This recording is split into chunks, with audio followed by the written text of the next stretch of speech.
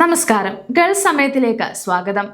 Gulf രാജ്യങ്ങളിലെ പ്രവാസികളെ സംബന്ധിച്ച്, പ്രത്യേകിച്ച് കുവൈറ്റിലെ അധ്യാപക മേഖലയിൽ ജോലി ചെയ്യുന്നവരെ സംബന്ധിച്ച് ഏറെ ഗൗരവകരമായ ഒരു വാർത്തയാണ് ഇപ്പോൾ പുറത്തു വരുന്നത്. കുവൈറ്റിലെ സിവിൽ സർവീസ് കമ്മീഷൻ 5 വർഷത്തെ പുതിയൊരു പദ്ധതി പ്രഖ്യാപിച്ചിരിക്കുകയാണ്.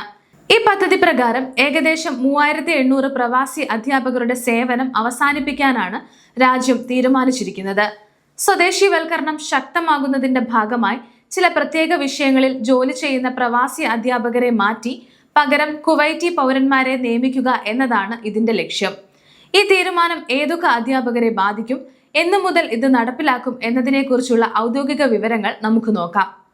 അറബ് ടൈംസ് റിപ്പോർട്ട് ചെയ്തതനുസരിച്ച് കുവൈറ്റ് വിദ്യാഭ്യാസ മന്ത്രാലയത്തിന് കീഴിലുള്ള 8 പ്രധാന വിഷയങ്ങളിലെ അധ്യാപകരെയാണ് ഈ പിരിച്ചുവിടൽ നടപടി ബാധിക്കുന്നത്. രാജ്യത്തെ വിദ്യാഭ്യാസ മേഖലയിൽ നിലവിൽ ഈ വർഷങ്ങളിൽ അധ്യാപകർ ആവശ്യത്തിലധികം ഉണ്ടെന്ന കണ്ടെത്തലിനെ തുടർന്നാണ് ഈ തീരുമാനം. 2026-27 അധ്യയന വർഷം അവസാനിക്കുന്നത് മുതലാണ് ഈ പിരിച്ചുവിടൽ നടപടികൾ ആരംഭിക്കുക. ഇത് ഒറ്റയടിക്ക് ചെയ്യുന്നതിന് പകരം 5 വർഷം കൊണ്ട് ഘട്ടം ഘട്ടമായി നടപ്പിലാക്കാനാണ് സിവിൽ സർവീസ് കമ്മീഷൻ നിർദ്ദേശിച്ചിരിക്കുന്നത്. ഇതിലൂടെ ഈ മേഖലകളിൽ പ്രവാസി അധ്യാപകരുടെ എണ്ണം 0-ലെത്തിക്കുക എന്നതാണ് ഗവൺമെന്റിന്റെ ലക്ഷ്യം. ഈ പദ്ധതിയുടെ പരിധിയിൽ വരുന്ന അധ്യാപകരുടെ എണ്ണം നമുക്കൊന്ന് നോക്കാം. ആകെ 3795 അധ്യാപകരെയാണ് ഈ തീരുമാനം ബാധിക്കുക. ഇതിൽ 3757 വനിതാ അധ്യാപകരും 38 പുരുഷ അധ്യാപകരും ഉൾപ്പെടുന്നു. പ്രധാനമായും താഴെ പറയുന്ന 8 വിഷയങ്ങളിലെ അധ്യാപകർക്കാണ് ജോലി നഷ്ടപ്പെടുക. ആദ്യത്തേത് ഫിസിക്കൽ എഡ്യൂക്കേഷൻ ആണ്. ഏറ്റവും കൂടുതൽ അധ്യാപകർക്ക് ജോലി നഷ്ടപ്പെടുന്നത് ഈ വിഭാഗത്തിലാണ്.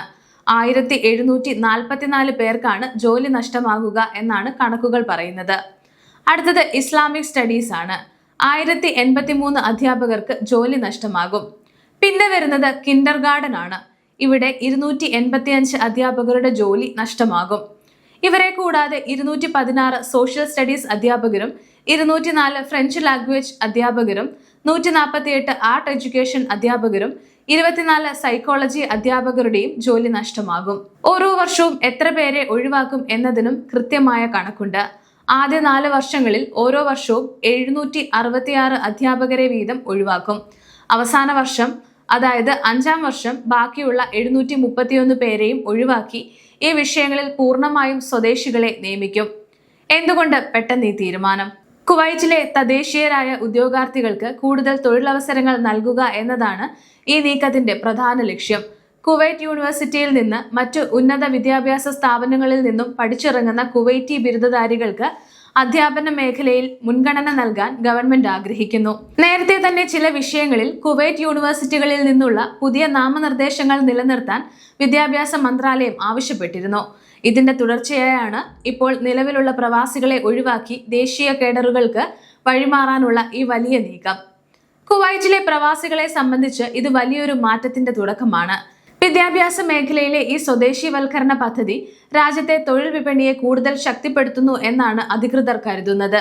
എന്നാൽ വർഷങ്ങളായി രാജ്യത്തിന്റെ വിദ്യാഭ്യാസ മേഖലയിൽ സേവനമനുഷ്ഠിക്കുന്ന ആയിരക്കണക്കിന് പ്രവാസി അധ്യാപകർക്കും അവരുടെ കുടുംബങ്ങൾക്കും ഇത് വലിയൊരു തിരിച്ചടിയാണ്. ഘട്ടം ഘട്ടമായുള്ള മാറ്റമായതുകൊണ്ട് തന്നെ ബാധിക്കപ്പെടുന്ന അധ്യാപകർക്ക് ഇതനുസരിച്ച് തങ്ങളുടെ ഭാവി പ്ലാൻ ചെയ്യാൻ സമയം ലഭിക്കുമെന്ന് നമുക്ക് കരുതാം. ഇന്നത്തെ വീഡിയോ ഉപകാരപ്രദമായി എന്ന് വിശ്വസിക്കുന്നു. മറ്റൊരു വീഡിയോയുമായി വീണ്ടും കാണാം.